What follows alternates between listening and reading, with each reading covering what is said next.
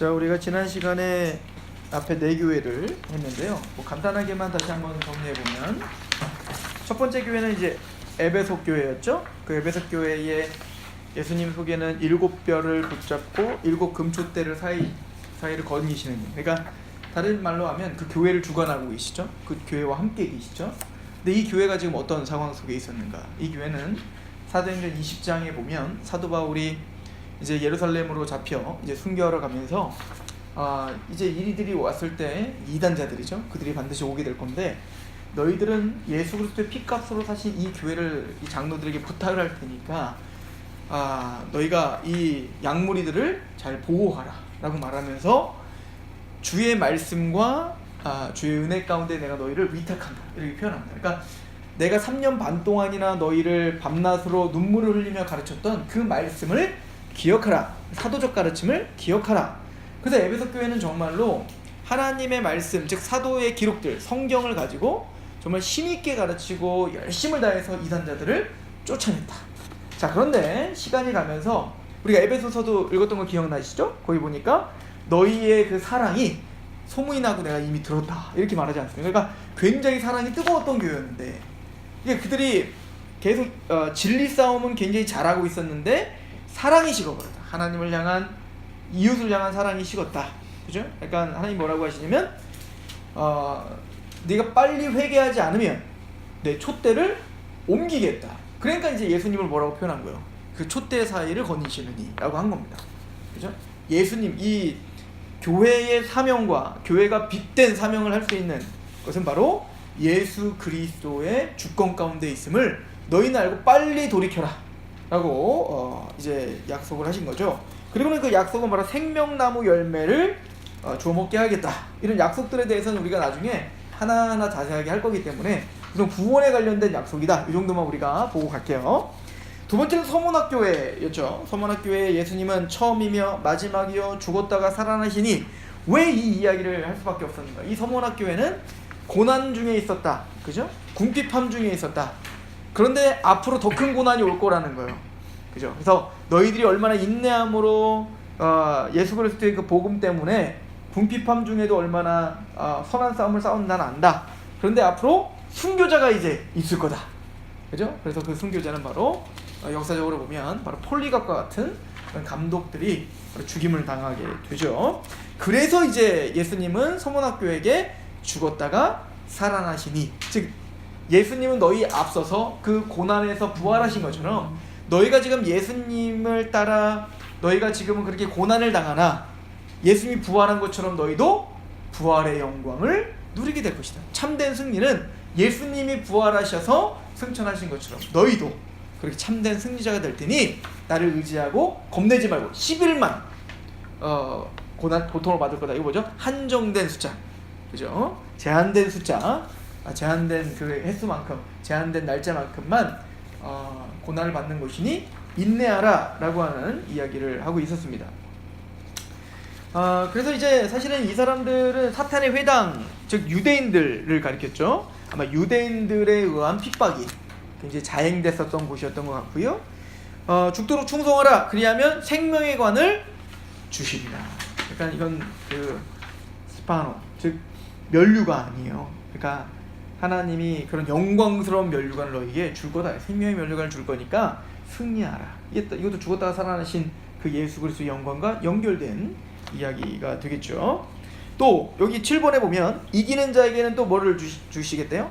둘째 사망의 해를 받지 않게 하리라. 이게 이제 서문학교에게 주신 메시지인데요. 둘째 사망의, 이거 지난주에 설명을 했나요? 했죠. 그 둘째 사망에는 뭐요? 영원한 지옥을 말하는 겁니다. 영원한 파멸 말이죠. 첫째 사망은 뭐고요? 육적 죽음이에요. 그러니까 육적 죽음을 당할 거야. 순교자가 앞으로 생길 거라잖아요. 그러나 절대 둘째, 진짜 죽음이죠. 그 영원한 죽음은 절대 당하지 않는다. 둘째 사망의 해를 받지 않는다. 왜? 예수님이 십자가에 죽으셨다가 부활하셔서 우린 연합되어 부활의 영광스러움에 참여하고 있는 자들이기 때문이다. 이제 이야기를 하고 계시는 겁니다. 자, 그 다음에 이제 우리가 지난주에 버가목 교회를 이야기했어요. 버가목 교회는 예수님을 이렇게 설명했습니다. 좌우에 날선 검을 가지시니, 이거 심판에 대한 이야기죠. 말씀으로 심판하시는 예수를 이야기했습니다. 자, 버가모교는 사탄의 권자가 있는 곳이었다. 그 권자라는 건 바로 로마 행정관이 그 버가모 지역에 있었고요. 또 외부적인 박해의 믿음으로 승리한 교회예요. 그래서 실질적으로 이 버가모 교회는 외부적인 박해로 인하여 순교자가 났어요. 그런데 그렇게 외부적인 박해를 이겨낸 교회인데 뭐를 이기지 못했죠? 내부적인 유혹이 넘어간 겁니다. 세속 유혹이 침투에 들어왔을 때 그걸 이기지 못했죠. 그래서 니골라당, 즉 세속주의인데요. 니골라당, 그 발람의 교훈을 쫓았구나 이렇게 이야기를 하는데, 바로 불의한 제물로 하나님의 말씀을 거역한 게 바로 니골라당, 발람, 이렇게 연결이 되어집니다. 그리고 회개하지 않으면 그리스도의 검이, 이 검 뭐요? 입에서 나오시는 검이잖아요. 말씀입니다. 하나님의 말씀이 너희의 그 악함을 드러낼 것이다 라고 하는 것이죠. 심판할 것이다 라고 하는 거예요. 7번에 이기는 자에게 주시는 약속은 감춰졌던 만나, 이거는 하나님의 말씀, 우리의 양식 되시는 예수 그리스도 복음을 가르치기도 하고요. 흰돌은 바로 그 심판자가 되시는 예수께서 너희가 이기는 자에게 뭘 주겠다? 의롭다, 그죠? 무죄하다 라고 하는 칭함을 주실 것이며 새 이름을 주실 것이다 라는 거예요. 새 이름, 죄인된 이름이 아니라 거룩한 하나님의 이름, 하나님의 백성된 이름을 주실 것이다. 그 다시 다 구원과 관련된 이야기들이에요. 근데 거기 보면 만나를 줄 것인데, 우리 한번 그 구절을 좀 봅시다. 이게 지난주에 제가 얘기를 안 했던 것 같아서요. 우리 계시록 보시죠. 자, 2장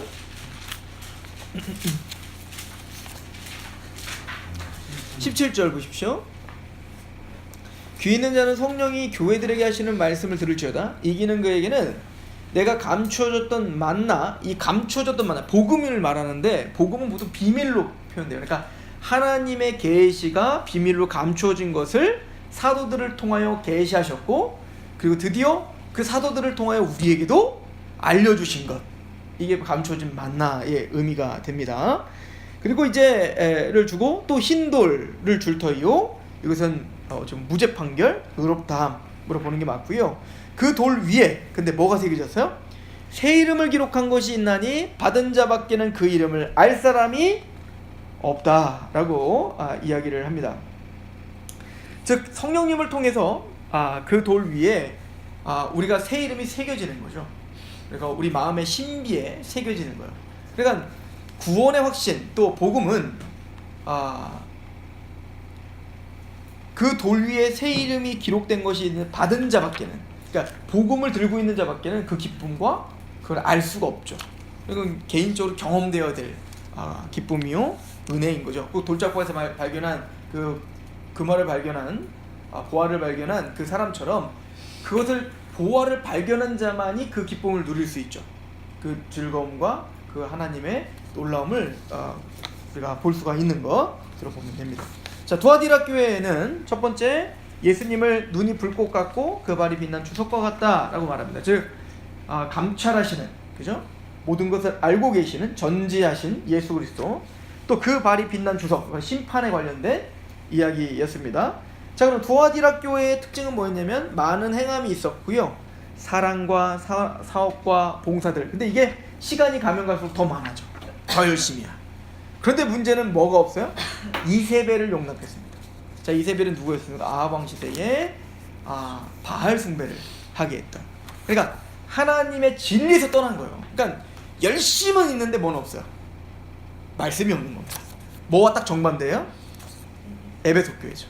에베소 교회는 말씀은 있는데 뭐가, 사랑이 없어요. 근데 이 두아디라 교회는 열심과 사랑과 섬김과 긍휼은 있는데 뭐가 없어요? 말씀이 없는 거예요. 그러니까 다 받아줘, 허용해, 좋은 얘기인데 진리가 없는 허용은 죄입니다. 그죠?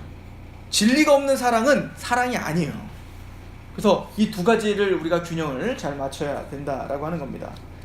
그래서 이세벨을 용납한 것을 하나님은 책망할 수밖에 없고요. 바벨론과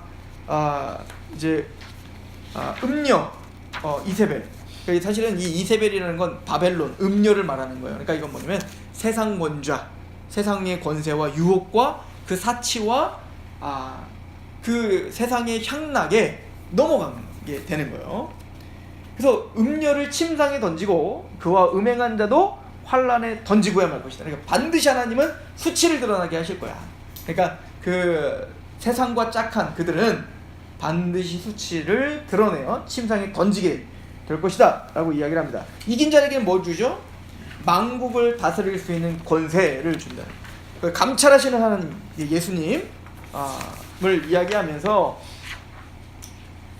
바로 예수님께서 다스리시고 통치하시는 분이시죠. 그러므로 너희들은 빨리 회개하라는 거예요. 그리고 너희가 이기는 자는 그렇게 다스리는 만국을 다스릴 수 있는 권세를 너희에게 주겠다.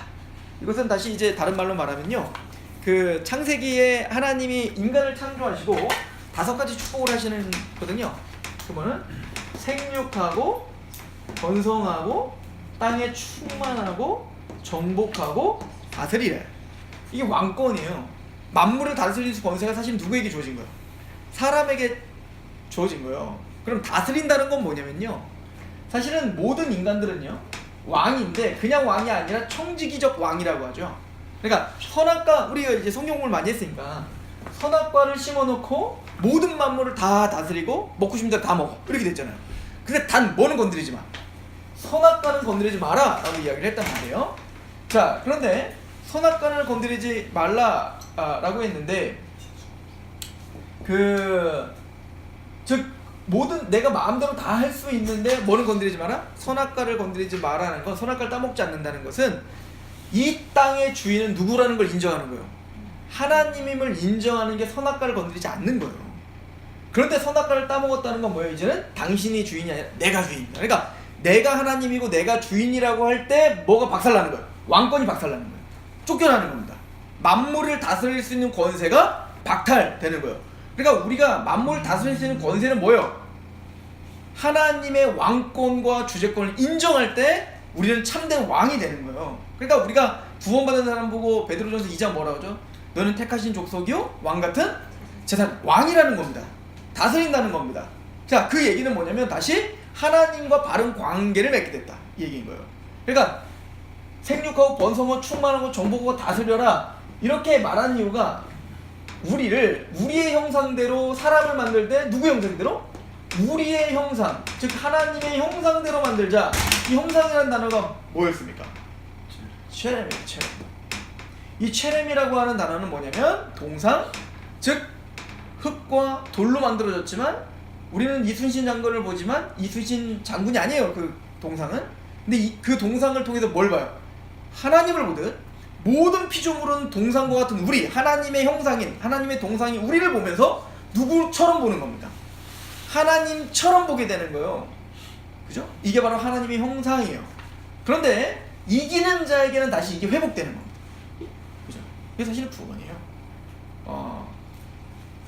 그래서 바로 다스리는 권세가 주어졌다. 근데 이 다스리는 권세가 누구에게 이제 주어지냐면요, 그 24장로 이야기가 나올 때 4장에 가면 24장로가 흰 옷을 입고 있고 금띠를 띠고 있고 그리고 면류관을 쓰고 있어요. 생명의 면류관을 준다 했는데 24장로가 생명의 면류관을 쓰고 있다고요. 그리고 또 12보좌에 앉아 계셔요. 보좌에 앉아 있어요. 그리고 다스리는 권세가 있어요. 그러니까 24장로가 이 모든 것들이 성취된 어떤 이긴 자의 모습을 딱 그리고 있죠. 나중에 이거와 연결돼서 제가 또 설명을 해드리게 될 것입니다.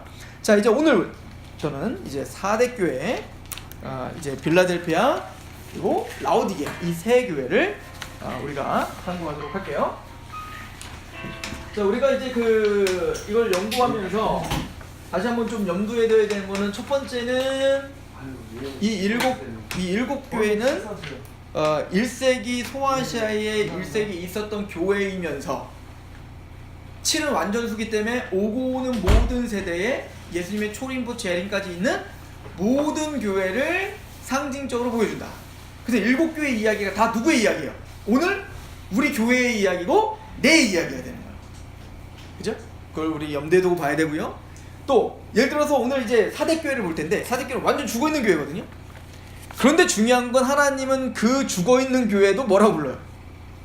교회라고 부르고 있다는 것을 명심하셔야 됩니다. 그리고 사대교회에게도 계속 뭐 앞에 있는 교회들에게도 계속 말을 하는데요.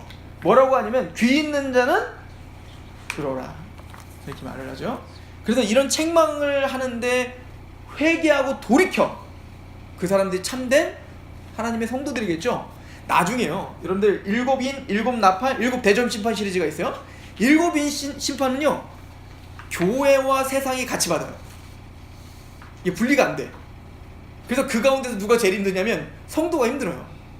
그런데 7나팔 7대접 심판 시리즈는 교회는 받지 않습니다. 성도는 받잖아요.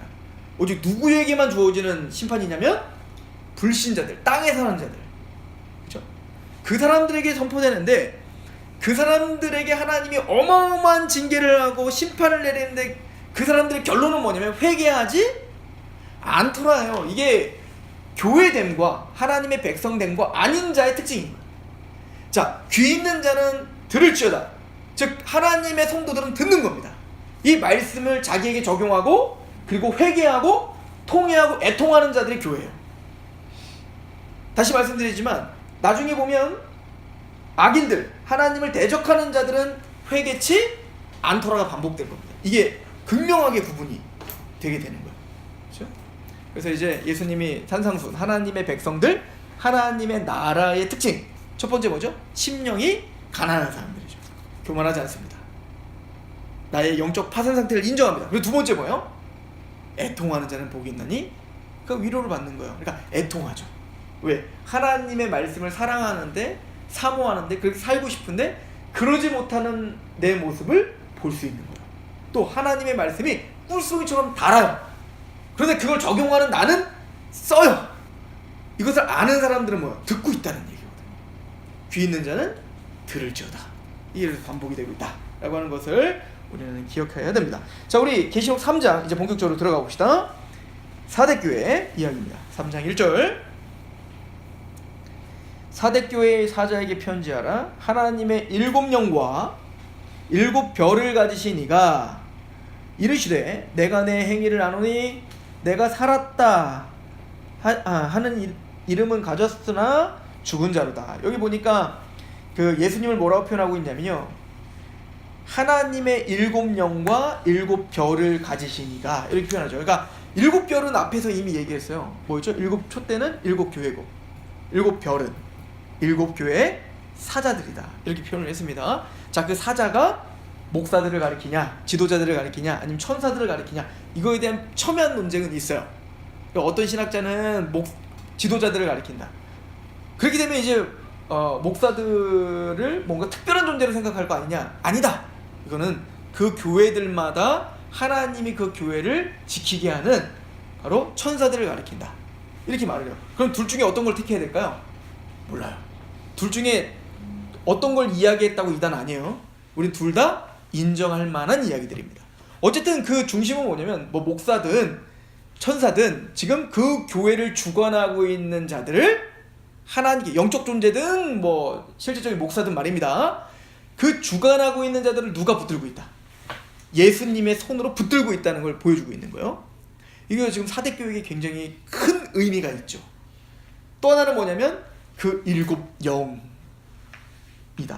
7영은 앞에서 설명했죠. 1장에 누구죠? 성령을 가리킨다고 했죠. 즉 완전수, 완전하신 영, 그리고 이사야서에 7가지의 영으로 말씀하신 7가지의 어떤 특성을 갖고 계신 영, 성령님을 가리켜 이야기합니다. 그리고 스가랴서에 이제는 그 7촛대가 있는데 두 감람나무가 있고 두 감람나무 5로 다 연결이 되어서 감람유로 그 무한리필, 무한 공급기죠. 그래서 꺼지지 않는 불을 계속 밝히는, 그리고 그 전체를 뭐라고 했냐면 힘으로 되지 아니하고 능으로 되지 아니고 오직 여호와의 신으로 되니라. 이게 지금 뭘 이야기하고 있다고요? 성령님의 능력으로 불빛이 밝혀지고 있는 그 모습을 보여주고 있다 라고 하는 것을 보여줬죠. 그래서 7영은 7등불이라 이렇게 표현됐었어요. 이것도 기억나시죠?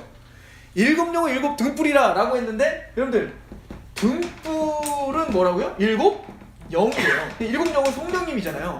근데 7촛대는 뭐였어요? 교회예요. 그러니까 등불이 없는 촛대는 아무 소용이 없죠. 그러니까 촛대는 있는데 이 촛대 위에 등불이 켜져야 될 거 아니에요. 등잔이 켜져야 될 거 아니에요. 근데 이거는 감람유를 통해서 켜져야 되는데 그 등불이 누구세요? 성령님이시죠. 그러니까 이 얘기는 뭐냐면 7 촛대는 성령님으로 말미암지 않고는 사명을 할 수가 없는 거예요. 자, 에베소 교회도 보세요. 너희가 사랑이 없다 이거예요. 그죠? 그래서 그 사랑이 없는 그 촛대는 내가 어떻게 했다? 옮기겠다. 이 얘기는 뭐냐면 너희가 빛을 밝히지 못한다는 거예요. 그럼 그 빛은 뭔데요? 사랑의 빛이잖아요. 사랑의 빛. 제가 그래서 찾아봤죠. 요한복음 17장에도 찾아봤지 않습니까? 하나님의 사랑의 힘을 보게 할 수 있는 방법 뭐예요? 구원받은 하나님의 백성들, 교회가 그렇게 뜨겁게 사랑하는 겁니다. 이게 하나님의 사랑의 힘을 보여줄 수 있는 아주 중요한 통로예요. 빛입니다. 착한 행실을 통해 하나님께 영광을 돌리게 하라. 이렇게 말하죠. 빛을 비추어. 착한 행실을 비추어. 이렇게 말합니다. 그래서 너희는 소금과 빛이요. 마태복음 5장에 너희는 소금과 빛이요. 착한 행실을 비춰 하나님께 사람들로 하여금 영광을 돌리게 하라. 그러니까 우리가 뭘 비춰야 돼요? 착한 행실을 비춰야 되는데요. 그 착한 행실은 건 단순히 도덕적 뭐 이렇게 착한 일이 아니라 사랑입니다. 좀 사랑. 그죠? 이것이 비추는 방법이에요. 근데 우리가 어떻게 하나님 사랑하고 이웃 사랑할 수 있죠? 이게 로마서 5장의 말씀이에요. 한번 찾아볼까요? 로마서 5장. 여기 요한계시록 또 와야 되니까 잡고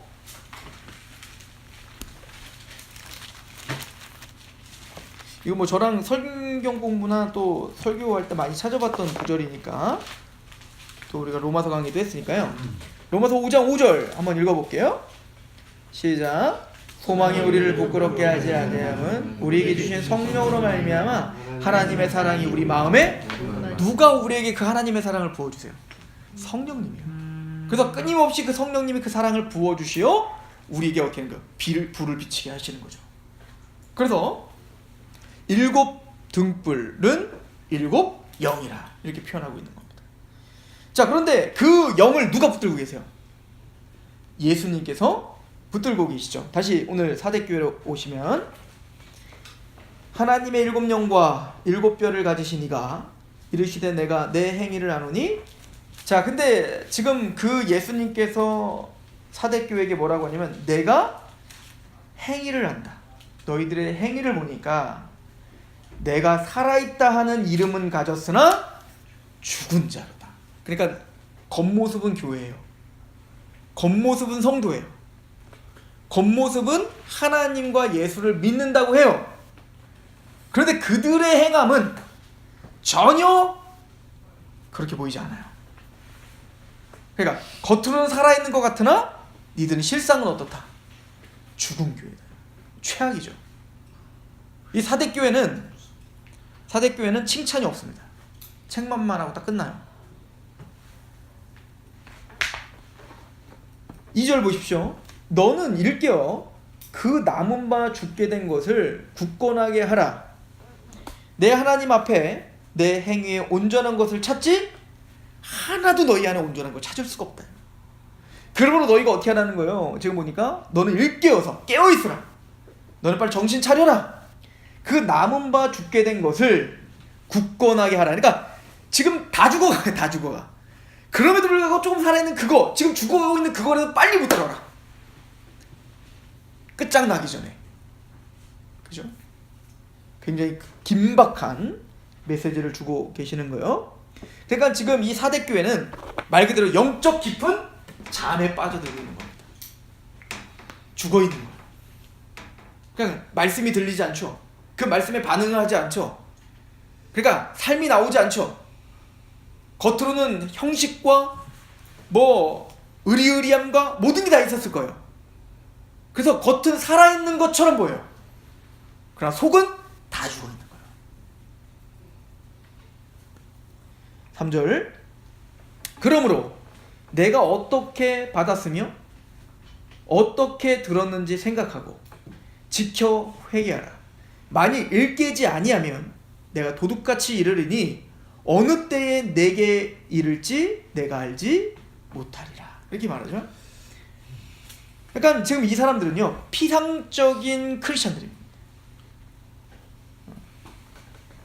또 그들은 근데 행함이 어떤 건 아니에요.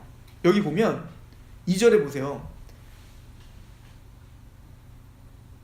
남은 바 죽게 된 것을 굳건하게 하나 내 하나님 앞에서 내 행위에 뭘 찾지 못해요? 온전한 것 이렇게 말하죠. 행함은 있는데 그 행함에 온전한 것을 찾지 못해요. 그러니까 그들의 행함은 다 피상적인 행동이었어요. 그러니까 영혼 없는 행동. 그냥 하긴 해요. 몸에 익숙해서. 그런데 거기에는 하나님을 향한 사랑, 복음을 향한 사랑, 상한 심령으로 하나님께 나가는 그런 게 없어요. 그냥 영적으로 죽어 있어요. 잠자고 있어요. 그리고 내가 이걸 왜 하는지도 몰라요. 그냥 피상적으로 그냥 형식적으로 하고 있는 거예요. 근데 저는 생각보다 이러한 상황들을 많이 봤어요. 제가 교회를 다니면서. 그래서 4절을 봅니다. 그러나 사대에 그 옷을 더럽히지 아니한 자 몇 명이 내게 있어 흰 옷을 입고 나와 함께 다니리니 그들은 합당한 자인 영고라. 그런데 감사한 건 그런 피상적이고 사실은 이건 이 교회를 보면 누구를 생각하면 딱 좋냐면 가인이에요. 가인이 행동이 없었나요? 있었죠. 가인은 자신의 소산물로 하나님께 제사를 드렸어요. 그러나 하나님은 그 제사를 받지 않았습니다. 왜죠? 실상은 살아있는 것 같으나 죽어있는 제사였기 때문에 그렇죠. 그럼 한번 생각해 봅시다. 가인의 제사를 왜 받지 않았을까요? 이렇게 한번 생각해 봐야죠. 자, 아벨의 제사는 받으시고 가인의 제사는 받지 않았어요. 제가 예배론 할 때 얘기를 꼭 하는데, 그럼 이제 두 가지로 우리가 나눠지는데요. 첫 번째, 재물의 문제다 이렇게 말하시는 분들이 있어요. 근데 재물의 문제라는 건 뭐냐면 아벨은 양을 드렸고, 왜? 피 없는 제사는 속죄함이 없으니까 자신의 죄됨을 깨달아 자신의 속죄 제물을 드렸고, 가인은 피가 있는 제사를 드리지 않았기 때문이다 이렇게 말하시는 분이 있어요. 그럼 또 이걸 막 비판하죠. 이건 너무 교조적이다.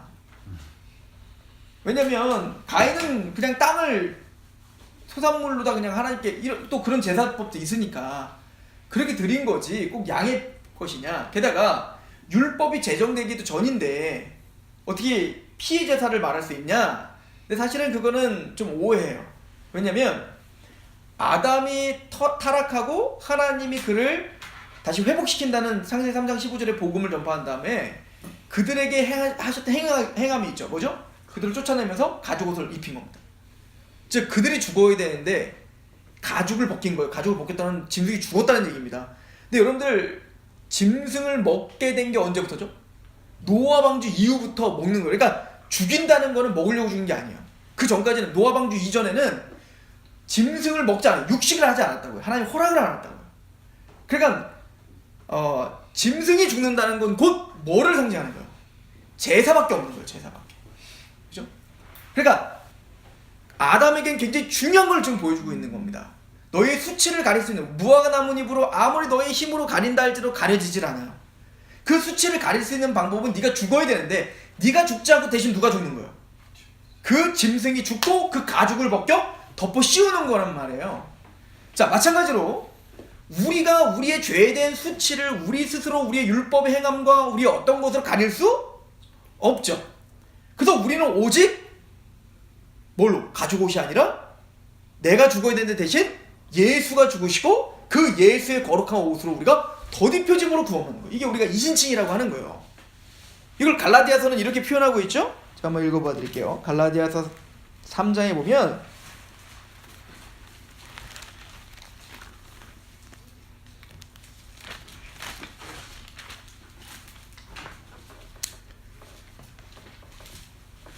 자, 3장 26절을 보십시오.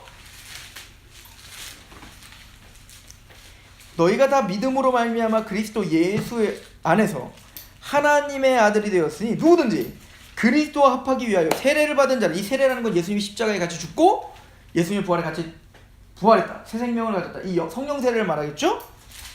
그 세례를 받은 자는 뭐로 옷 입었어요? 그리스도로 옷 입는 거예요.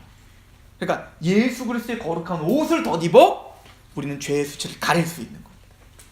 자, 그런 의미로는 이미 속죄에 대한 개념이 있었죠. 그리고 율법이 있기도 전에 노아 방주 이후에 노아가 그래서 나오자마자 뭐예요? 정결한 짐승과 정결한 새 중에서 취하여 제사를 드렸다는 얘기는 이미 피에 대한 제사, 죄사함의 제사를 알고 있었다는 개념으로 본다면 이 제물의 제사를 우리가 무시할 수는 없습니다.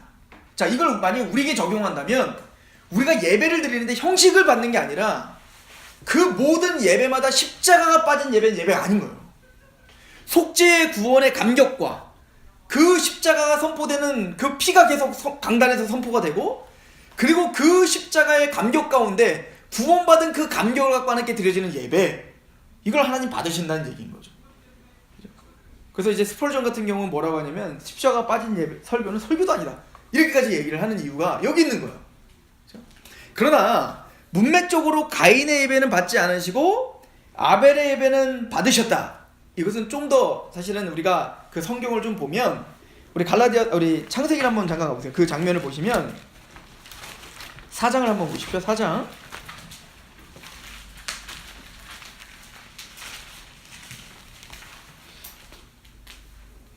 4장 3절 보세요. 창세기 4장 3절. 세월이 지난 후에 가인은 땅의 소산으로 제물을 삼아 여호와께 드렸고 아벨은 자기도 양의 첫 새끼와 그 기름으로 드렸더니, 달라요. 가인은요 그냥 땅의 소산을 드렸어요. 아벨은 다릅니다. 첫 새끼를 드립니다. 마음가짐이 달라요. 그리고 하나님은 아벨의 제물을 받기 전에, 가인의 제물을 받기 전에, 안 받기 전에 뭘 안 받으신 거고 뭘 받으신 거냐면 아벨을 받으시고 그 제물을 받는 겁니다. 자, 보십시오. 4절. 아벨은 자기 양의 첫 새끼와 그의 기름을 드렸더니 여호와께서 뭐를? 아벨과 그의 제물을 받으셨죠. 또 5절. 가인과 그의 제물은 받지 않았어요. 뭐가 앞서요? 아벨과 가인이 앞섭니다. 즉 양을 드리냐 뭐 땅의 소산물을 드리냐, 그거보다 무엇이 더 지금 중요한 거예요. 하나님은 그 제물을 받았다 안 받았다 보다 아벨을 받으신 겁니다. 아벨 자체를. 누구를 안 받으신 거예요? 가인을 받지 않은 겁니다. 그러니까 우리는 예배를 드린다라고 말할 때 예배 시간에 형식적으로 참여한 게 예배를 드린 게 아니라, 그런 피상적인 행동이 예배가 아니라 그 예배를 드린 내가 누구냐가 중요하다고요. 예배가 얼마나 감동적이었냐, 얼마나 눈물을 흘렸냐, 얼마나 화려하냐, 얼마나 놀랍냐, 이게 중요한 게 아니라 그 예배에 앉아있는 내가 중요하다니까요. 내가. 그렇죠? 그럼 가인이 어땠는데 안 받았을까요? 간단해요. 밑에 나와요. 가인을 받을 수가 없는 거예요. 왜? 가인의 본성 자체가요, 하나님이 가인의 예배를 받지 않았으면 바로 어떻게 처리해야 돼요? 나를 돌아봐야 된다고요. 나를. 내가 도대체 하나님 앞에 무엇이 잘못됐기에 내 예배를 받지 않지? 그리고는 회개할 것이면 회개하고 하나님의 말씀 앞에 자신을 다시 회복해야 된다고요. 그런데 가인은 하나님의 말씀이, 가인은 받지 않고 아벨은 받으니까 바로 뭐예요? 반항하죠. 받아들일 수가 없는 그 사실을. 그 얘기 뭐예요? 하나님의 주권과 하나님의 섭리와 하나님의 뜻보다 자기가 훨씬 지혜롭다는, 이게 사실은 선악과 따먹은 이 열매가 드러나는 거예요. 선악과가 뭔데요? 선과 악을 판단하는 기준이 누구에게 있다는 거예요? 하나님에게 있음을 인정하는 거예요. 내 마음에 들지 않아도, 내 삶에 맞지 않아도, 내 가치관에 맞지 않아도 하나님이 옳다면 옳은 거예요. 그런데 반기를 드는 겁니다. 아니, 당신이 틀렸습니다. 이게 지금 가인의 태도였던 겁니다. 그래서 하나님 또 뭐라고 하죠? 가인아, 여기 보면, 그래서 하나님이 말을 해요. 6절. 여호와께서 가인에게 이르시되 네가 분하여 함은 어찌 되냐. 그러니까 지금 화가 났어요. 이 누구한테 화난 거예요? 하나님께 화난 거죠. 안색이 변하면 어찌 되냐. 삐졌다는 얘기예요. 얼굴이 붉어져갖고 막 울그락불락 하고 있는 거예요. 7절. 내가 선을 행하며 어찌 낯을 들지 못하겠느냐. 선을 행하지 아니하면 죄가 문 앞에 엎드려져 있느니라. 죄가 너를 원하나 너는 어떻게 하라? 죄를 다스려. 이게 원래 하나님의 형상이에요. 자신의 감정을, 자신의 어떤 생각을 하나님 앞에서 다스려야 되는 겁니다. 근데 가인이 다스리는가요? 다스릴 생각도 없죠. 다스림 당하죠. 누구한테? 죄한테. 그래서 누구를 쳐 죽여요. 다음날 아벨을 쳐 죽여요. 하나님의 말씀을 지킬 수 있는 능력이 없습니다. 이걸 전적 무능이라고 하는 거예요. 이 죄된 모습으로 하나님께 계속 형식을 드린다 할지라도 실상은 살아있는 것 같이 보이나 죽어있는 거죠. 죄입니다. 즉 4대 교회가 바로 그런 가인과 같은 제사를 드린 거예요. 그렇죠? 다시 한번 본문으로 가봅시다. 계시록 3장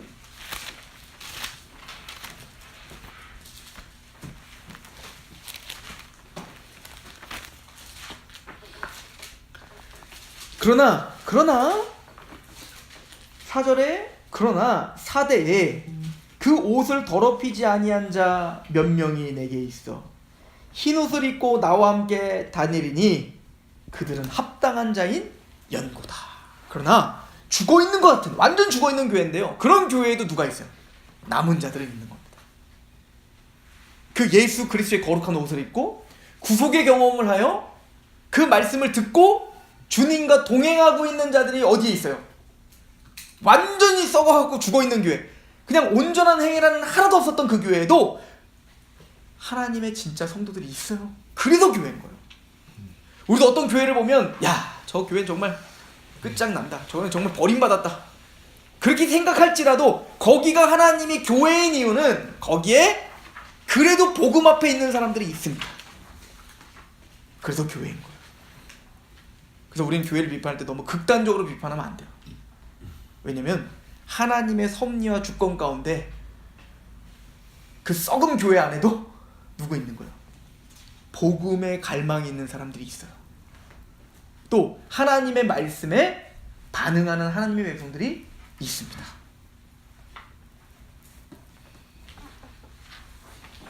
그리고 말하죠. 5절 이기는 자는 이와 같이 뭐래요? 흰 옷을 입고, 이 흰 옷 아까 제가 설명한 겁니다. 갈라디아 3장 그리스도, 예수 그리스도의 옷입니다. 이 흰 옷은 누가 주는 거예요? 사실은 나중에 보면 양의 피에 옷을 빤 자들 14만 4천, 이게 7장에 나옵니다. 사실은 우리를 희게 하고 그들을 남은 자로 만드시고 그들을 복음에 반응하게 하시고 그 썩어가는 그 교회 속에서도 말씀 앞에 흰 옷을 입고 하나님께 마음을 다해 경배하고 있는 살아있는 하나님의 백성들을 주님께서 친히 만드시겠다는 거예요. 그들은 누구예요? 특징은 그들이 선택받은 자들이겠죠? 그죠? 그들이 하나님께 선택받은 구원받은 자들이겠죠? 14만 4천? 만세전에 택함받은? 그럼 그들을 어떻게 알아볼 수 있을까요? 귀 있는 자는 들을지어다. 귀가 있다는 걸 보면서 그 사람이 택함받은 자인 걸 아는 거예요. 여러분들 이 사실은 다 연결되어 있는 말씀인데 데살로니가전서 1장 한번 보시죠. 뭐 잘 아는 말씀이니까.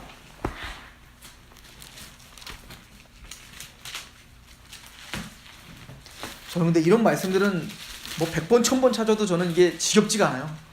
너무 감격스러운 말씀들이에요. 데살로니가전서 1장 4절 보십시오. 하나님의 사랑하심을 받은 형제들아 너희의 택하심을 아노라. 너희가 남은 자들이야. 너희가 은혜로 택함 받은 자들이야. 그걸 어떻게 알 수 있죠? 이는 우리 복음이 너희에게 말로만 이르는 것이 아니라 또한 능력과 성령과 큰 확신으로 임하는 걸 보면서 너희가 택함 받은 자라는 걸 알죠? 게다가 단순히 확신만 있는 게 아니에요. 6절 또 너희는 많은 환난 가운데서 성령의 기쁨으로 말씀을 받아 우리와 주를 본받는 자들이 되었으니 그러므로 너희가 마게도냐 아게아에 있는 모든 믿는 자의 본이 되었다. 그들은 정말 그리스도를 닮아가려고 합니다. 하나님의 말씀을 듣습니다. 이걸 통해서 우리는 뭘 아는 거예요? 그 사람이 선택받은 자구나, 귀 있는 자구나, 이걸 알 수 있는 거죠.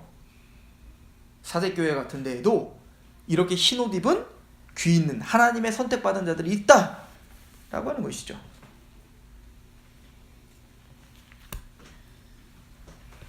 빌라델피아 교회로 가보겠습니다. 빌라델피아 교회는 칭찬만 있는 교회입니다. 그죠? 그 서문학 교회라 빌라델피아 교회가 칭찬만 있는 교회예요. 3장 7절 보시면 자 빌라델피아 교회의 사자에게 편지하라. 거룩하고 진실하사 다윗의 열쇠를 가지셨다. 그러니까 예수님을 뭐라고 표현하고 있냐면 다윗의 열쇠를 가지고 계시다. 이 다윗의 열쇠가 뭘까요? 다윗 하면 사무엘하 7장에 보면 언약의 상징이죠. 하나님의 언약, 사실 이건 천국의 열쇠일 거예요. 구원의 열쇠일 겁니다. 언약의 열쇠고요. 그죠? 그 언약을 성취하시는 그분이 예수 그리스도께요.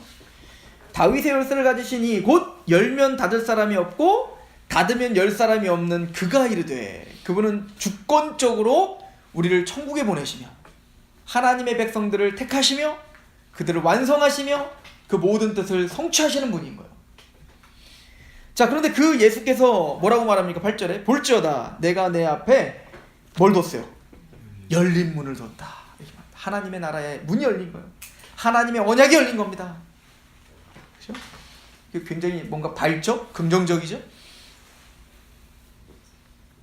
능히 닫을 사람이 없으리라. 내가 내 행위를 아노니 내가 작은 능력을 가지고서도 내 말을 지키며 내 이름을 배반하지 아니하다. 자, 서문학교회가 칭찬만만 있었던 교회잖아요. 그 교회의 특징, 네가 궁핍하다, 그러나 네가 진짜는 부유한 자다, 이렇게 말하죠. 빌라델피아 교회는 네가 작은 능력을 가지고, 다 작아요, 약해요, 볼품 없어요. 세상적으로 보면은 정말 볼품 없는 교회들입니다. 그런데 그 작은 능력으로 빌라델피아 교회는 하나님 앞에 최선을 다해 사는 사람들입니다. 그들의 문을 닫을 자가 없습니다. 그렇죠? 작은 능력을 가지고서도 내 말을 지키며, 그러니까 이 사람들은 화려함은 없으나 큰 능력은 없어요. 아마 부유하지도 못했을 겁니다. 그런데 그런 작은 능력을 갖고 이들은 뭐 하죠? 하나님의 말씀을 지키는 고군분투하며 살아요. 이게 칭찬이에요. 그러니까 하나님은 우리에게요, 큰 교회 만들려고 말하지 않아요. 의리의리한 건축하라고 하지 않아요. 무슨 선교센터를 지라고 하지 않아요. 작은 능력이지만 내가 할 수 있는 만큼 하나님의 말씀을 오늘도 지키라고 말해요. 그리고 말합니다. 내 이름을 배반하지 아니한 자들이구나, 이렇게 말합니다. 예수님이 제자들을 파송하면서 그러잖아요. 너희가 나를 시인하면 나도 너희를 하나님 앞에서 시인할 것이고, 너희가 나를 시인하지 않으면 나도 너희를 시인하지 않을 거야, 부인할 거야, 이렇게 말하죠. 근데 빌라델피아 교회는 그런 핍박과 궁핍함과 작은 능력 속에서도 예수 그리스도의 복음을 부끄러워하지 않았던 겁니다. 그리고 어디서든 예수 그리스도의 이름을 배반하지 않았습니다. 그리스도인답게 살았다는 겁니다. 그죠? 9절에 보라 사탄의 회당, 누구죠? 유대인들을 가리켜요. 사탄의 회당 곧 자칭 유대인이라고 하나 그렇지 아니하고 거짓말하는 자들 중에서 며칠 내게 주어 그들로 와서 내 발 앞에 절하게 하고 내가 너를 사랑하는 줄을 알게 하리라. 근데 이 작은 능력도 작은 이 교회가 어떤 일이 벌어지냐면요, 여러분들 유대인 하면 어떤 거예요? 게다가 이 유대인이라 하는 그 사람들이 몇이 와서 누구에게 절해요?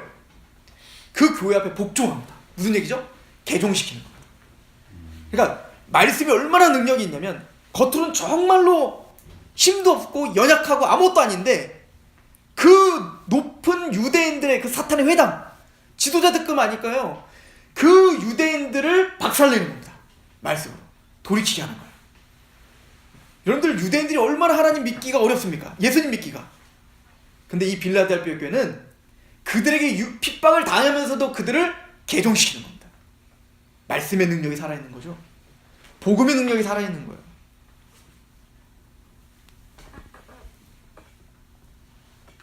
그들이 와서 내 발 앞에 절하게 하고 내가 너를 사랑하는 줄을 알게 하리라. 주님께서 그 일을 하시는 거예요. 그래서 문을 닫을 자가 없다. 적은 능력을 갖고 있지만 그들을 통하여 천국은 열려있는 거예요. 주님께서 열어놓은 겁니다. 그래서 주님께서 복종시킨 겁니다. 누구를? 유대인들을 복종시키게 한 거예요. 하나님이 하시겠다잖아요. 주님이 직접 하시겠다잖아요. 그 일을. 사실 이것도 빌라델피아의 노력과 힘이 아니라 주님이 하시겠다 얘기를 하시는 거죠. 그들은 10절에 내가 나의 인내의 말씀을 지켰은즉 내가 또한 너를 지켜 시험의 때를 면하게 하리니 이는 장차 온 세상에 임하여 땅에 거하는 자들을 시험할 때나, 나중에 이게 일곱 나팔 일곱 대접 심판 시리즈인데요, 그 심판 받지 않게 해주겠다. 구원 받았다는 얘기입니다. 내가 속히 오리니 내가 가진 것을 굳게 잡아 아무도 내 면류관을 빼앗지 못하게 하라. 니들은 이미 그 면류관을 누리고 있고 그 면류관을 확보하고 있고 너희들은 승리하고 있다. 이제는 인내함으로 그 면류관을 뺏기지 마라. 그 영광스러움을 놓지 마라 라고 말하죠. 그리고는 12절에 말합니다. 이기는 자는 내 하나님의 성전 기둥이 되게 하리니 그가 결코 다시 나가지 아니하리라. 내가 하나님의 이름과 하나님의 성 곧 하늘에서 내 하나님께로부터 내려오는 새 예루살렘의 이름과 나의 새 이름을 그 위에 기록하리라. 자, 여기 보면 이기는 자에게 뭘 준대요? 성전 기둥. 뭐 신학자들이 이거에 대해서 여러 가지를 말하는데 전 두 가지 정도를 합당하다고 말하는데, 첫 번째 성전 기둥이라는 건 뭐냐면 하나님께서 이 빌라델피아 성도들을 통하여 어떻게 하겠다는 거야? 하나님의 성전의 기둥과 같이 하나님은 그렇게 너희를 사용하신다 이렇게 표현하는 거죠. 너희가 성전이다, 너희가 중심이다 이렇게 표현하는 거죠. 나중에 이제 그 새 예루살렘과 새 하늘과 새 땅이 오잖아요. 그게 성전 아닙니까? 완전해진 성전. 왜냐면 그 계시록 21장에 가면 새 하늘과 새 땅에 딱 들어가, 새 예루살렘이 들어갔는데 성전이 안 보여요. 왜? 하나님과 어린 양이 성전 되심이라. 근데 그 성전의 기둥이 누구래요? 너희다 이렇게 말해요. 그래서 새 예루살렘 전체가 뭐예요? 성전이에요 그냥. 근데 그 성전의 반석은 뭘로 깔려요? 12 사도들의 이름으로. 문은 12 지파의 이름으로. 신구약의 하나님의 성도들이 성전 자체예요. 너희는 하나님의 성전인 것과 하나님의 성령이 너희 안에 거하신 거 알지 못하느뇨? 하나님의 성전이 거룩하니 너희도 거룩하라 라고 말하죠. 그러니까 하나님이 거하시는 우리 자체가 성전이에요. 그렇죠? 또 하나는 뭐냐면 성전 기둥을 말할 때 이제 그 성전의 구조를 잘 아시는 분들은 이렇게 이야기를 해요. 그러니까 성전이 이렇게, 솔로몬 성전이 이렇게 생겼거든요. 이렇게 길쭉하게 생겼는데 중요한 거는 통으로 만들어졌어요. 이 중간에 기둥이 없어요. 성전에 기둥이 없다고, 이런 기둥이 없다고요. 그러면 기둥이 어디 있냐면 문 앞에 있어요. 두 개 이렇게. 이게 야긴과 보아스라고요. 야긴과 보아스는 뭐냐면 제사장과 왕이 기름 부음 받을 때 기름 부음 하는 장소가 야긴과 보아스예요. 만약에 이걸로 말한다, 어떤 신학자는 이제 이렇게도 얘기하거든요. 여기서 말하는 성전 기둥은 그래서 야긴과 보아스를 말한다 이렇게 말해요. 그럼 다른 말로 말하면 뭐죠? 왕 같은 제사장이라는 얘기입니다. 뭐 둘 다 저는 합당하다고 생각해요. 다 뜻이 통한다고 생각을 합니다. 근데 어쨌든 빌라델피아 성도들아, 내가 너희를 성전의 기둥과 같이. 그리고는 뭐라고 합니까? 여기 보니까 새 예루살렘의 이름과 나의 새 이름을 그 위에 기록하겠다. 그럼 예수님의 새 이름이 뭘까요? 신천지는 그게 이만희래. 안상홍지가 안상홍이라고 하고. 예수님의 새 이름은 뭘까요? 예수님은 요한계시록에 이렇게 불려집니다. 만주의 주요 만왕의 왕이시라. 그분은 우리의 죄를 위해서 초림하실 때는 비참하고 초라하게 오셨습니다. 한 아기로 오셨습니다. 그러나 예수님의 재림은 만왕의 왕이요 만주의 주요 심판주로 오십니다. 그 예수 그리스도의 그 거룩하신 이름이 우리에게 새겨지는 겁니다. 그 만왕의 왕이요 만주의 주의 것이 되었다는 얘기인 거예요. 이게 뭐예요? 나중에 14만 4천이에요. 그 이마에 하나님과 어린 양의 이름이 새겨졌더라.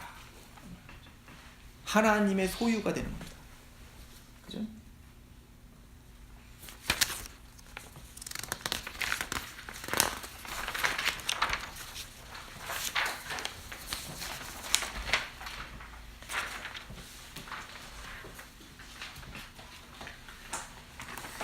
자, 마지막으로 이제 라오디게아 교회입니다. 라오디게아 교회는 4대 교회와 함께 칭찬이 없는 교회. 그러니까 칭찬만 있는 교회 2교회, 빌라델피아, 서모나. 칭찬 없는 교회 2교회, 라오디게아, 사대. 칭찬과 책망이 있는 3교회, 에베소, 버가모, 두아디라. 그죠? 이렇게 이제 아시면 되는 거예요. 자, 라오디게아 교회는 이렇습니다. 자, 예수님을 이제 뭐라고 소개하는지 한번 봅시다. 14절에 보면 라오디게아 교회의 사제에게 편지하라. 그분은 누구요? 아멘이시오, 충성되고 참되신 증인이시오, 하나님의 창조의 근본이세요. 아멘, 충성, 창조의 근본. 그러니까 지금 뭔가 그 예수님의 이름을 통해서 지금 라오디게아 교회에게 뭔가를 요구하고 있죠. 뭔가 아싸리한 걸 요구하고 있는, 그죠? 충성됨, 하나님의 말씀 앞에 고공분투함, 그죠? 창조의 근본 뭐죠? 그 하나님의 말씀이 반드시 예수로 말미암아 성취될 것을 믿고 그 아멘이요 충성이신 그 예수 그리스도 앞에 지금 충성을 요구하는 듯한 예수님의 모습을 보여주고 있습니다. 자, 그런데 나중에 이거 더 설명드리고요. 15절에 보면 내가 내 행위를 아노니, 자, 그 행위가 뭐예요? 네가 차지도 않고 뜨겁지도 아니하고 뜨겁지도 아니하기를 타든지 뜨겁든지 하기를 원하는 거예요. 그러니까 너희가 차지도 않고 뜨겁지도 않다. 그러니까 미직지근하다는 거죠. 그리고 뭐라고 말하냐면 내가 입이 이같이 미지근하여 뜨겁지도 아니하고 차지도 아니하니 내 입에서 너를 어떻게 해요?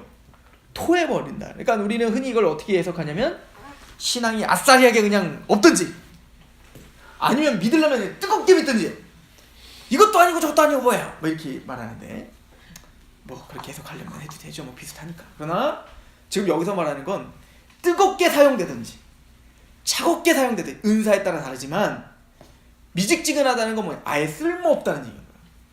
자, 이 얘기는 우리 지도에 보면 뒤에 보면 지도가 있죠? 지도에 우리가 지난번에 한번 얘기를 했었어요. 그죠? 여기는? 그래서 라오디게아가 있으면 라오디게아는 그 위쪽에 뭐가 있어요? 히에라폴리가 있습니다. 히에라폴리스. 이 히에라폴리스는 화산 지역이에요. 그래서 거기는 온천이 굉장히 발달했습니다. 그러니까 이제 황제들도요, 이 히에라폴리스에 이제 막 온천하러 가기도 하고 이런 곳이죠. 꼭 조선의 왕들이 온양에 꼭 와서 온천하고 간 것처럼 그런 장소가 이 히에라폴리스예요. 자, 그런데 이 히에라폴리스의 물은 굉장히 뜨겁겠죠. 그러니까 그건 우리에게 약이 되는 거예요. 유용합니다. 그런데 이 물이 라오디게아 쪽으로 흘러가요. 그러면 어떻게 돼요? 미직지근해지죠. 그러면은 온천의 역할을 할 수가 없는 거예요. 그런데 좋은 거는 다 내려오면 다 이렇게 걸러지고 뭐만 남냐면 석회만 남아, 석회만. 그럼 단순히 중간이 아니라 석회만 많으니까 어떻게 될까요? 온갖 병을 막 유발합니다. 특별히 눈병이 그렇게 많이 난대요. 그것도 맨날 이렇게 씻고 하니까 얼마나 눈병이 나겠냐고요. 그런데 이 물이 라오디게아를 거쳐 계속 내려가는 그 밑에 어떤 게 있어요? 골로새가 있죠. 이 골로새까지 가면 이 골로새 때는 물이 다 정화가 돼요. 그리고 물이 차가운 물이 되죠. 그럼 어때요? 생수가 되는 겁니다. 그러니까 골로새는 차가운 물로 유익이 되고 히에라폴리스는 뜨거운 물로 유익이 돼요. 그런데 라오디게아에 온 그 미직지근한 물은 뭐예요? 미직지근 입에서 토해버릴 수밖에 없다.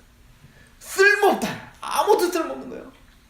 사대교회랑 거의 비슷해요. 하나님을 믿는다고 말하지만 하나님이 토해버리고 싶은 거예요. 그 이제 나중에 그 지혜자가 뭐라고 하냐면 그 잠언인가요? 이렇게 악을 행하는 자를 뭐라고 하냐면 꼭 눈에 연기가 들어가는 것 같다 이렇게 말을 하죠. 그러니까 이렇게 눈 뜨고 있는데 막 연기가 들어가 얼마나 따갑고 막 그러잖아요. 그런 것처럼 악인을 표현하고 있는데 꼭 그런 것 같아요. 하여튼 행동만 하고 뭘 하기만 하면 막 하나님이 토해버리고 싶은 거예요. 진짜 속상하겠네요, 그죠? 17절 내가 말하기를, 그러면 왜 하나님 토해버릴 수밖에 없는가 잘 보세요. 내가 말하기를, 이 사람들의 특징이 있어요. 나는 부자라 부유하여 부족한 곳이 없다. 이들은 굉장히 부유했던 지역입니다. 여기가 실제적으로 부유했던 지역이에요. 왜냐하면 이 지역이 물은 이렇게 안 좋지만요 교통의 요충지고요. 그리고 무역이 굉장히 발달했다.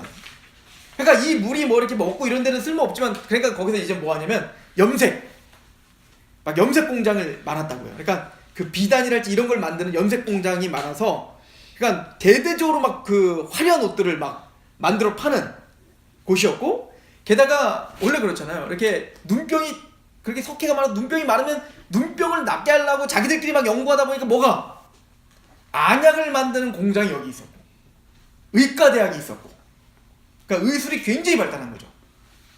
그러니까 당연히 로마 제국 가운데 있는 그런 눈병이 낫는 안약이랄지 이런 걸 살려면 어디로 와야 될까요? 일로 와야 되죠.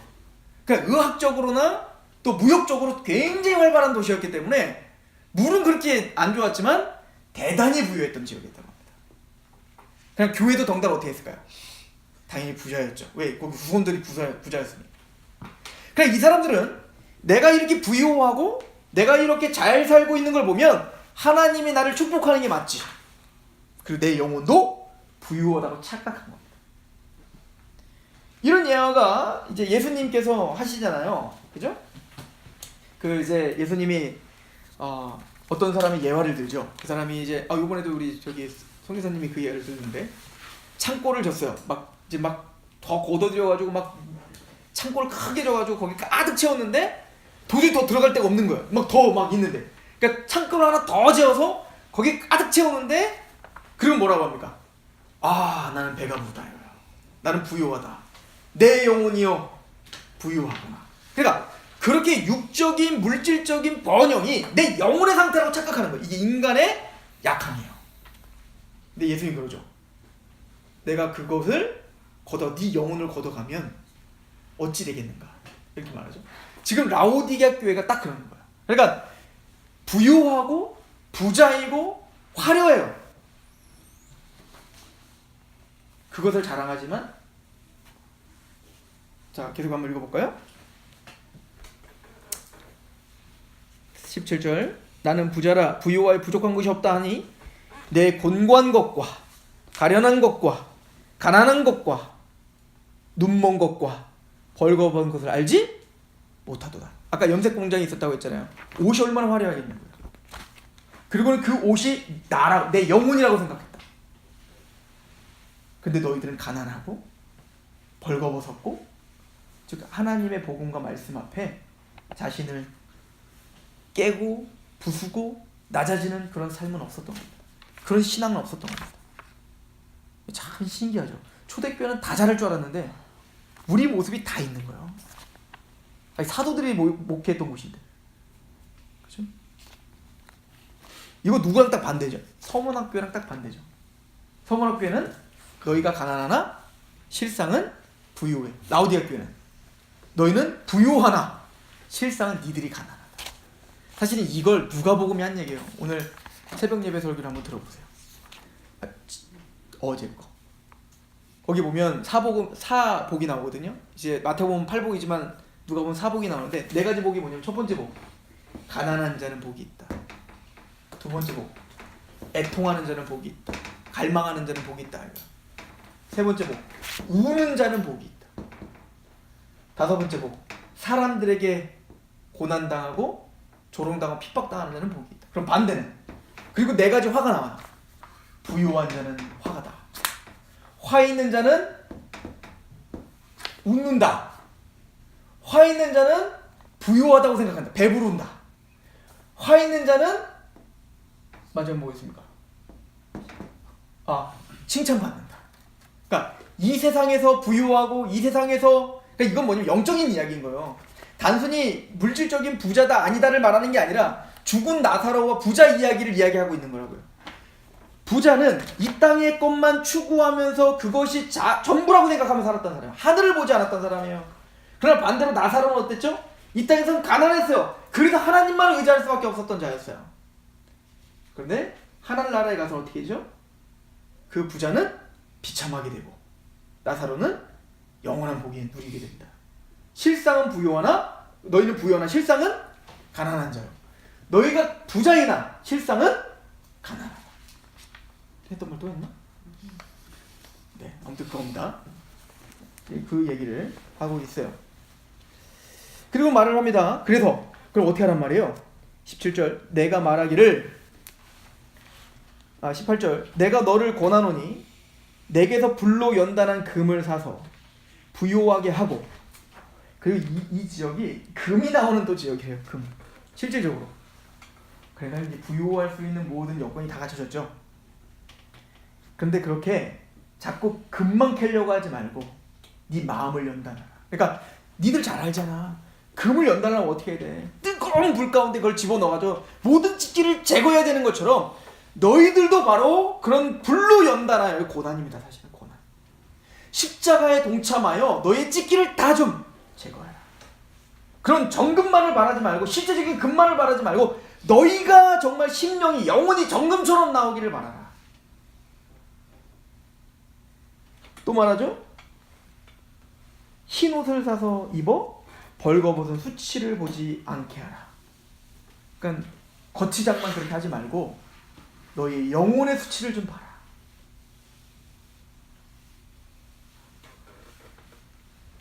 또 하죠.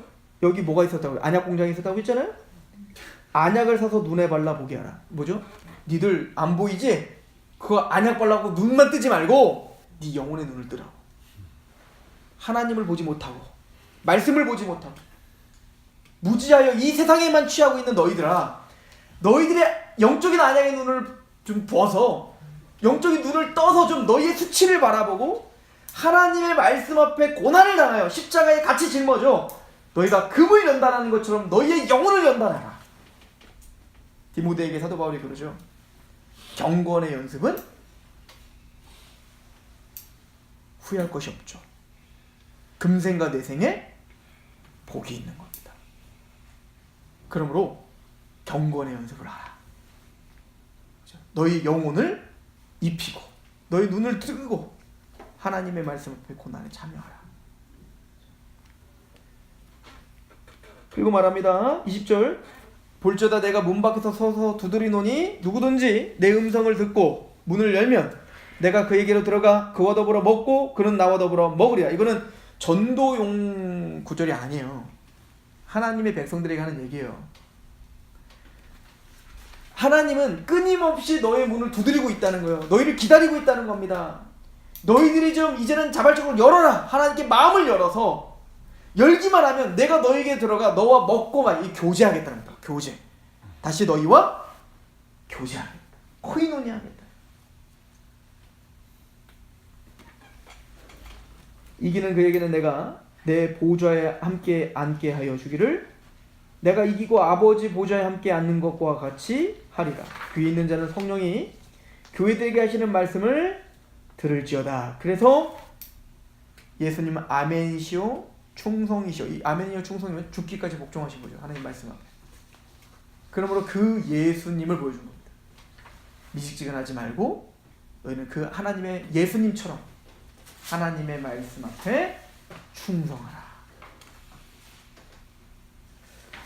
이렇게 7교회가 있는데요. 사실은 7교회는 우리가 오고 오는 모든 세대에 있는 교회들에게 닥친 신앙적인 상태, 또 그런 신앙적인 상태에서의 하나님의 책망과 칭찬, 또 하나님의 약속, 또 어떤 예수가 우리를 돕고 계시며 우리를 책망하고 계시며 우리와 지금 함께 계시는지를 보여주고 계시다 라고 하는 것을 우리에게 알려주고 있습니다.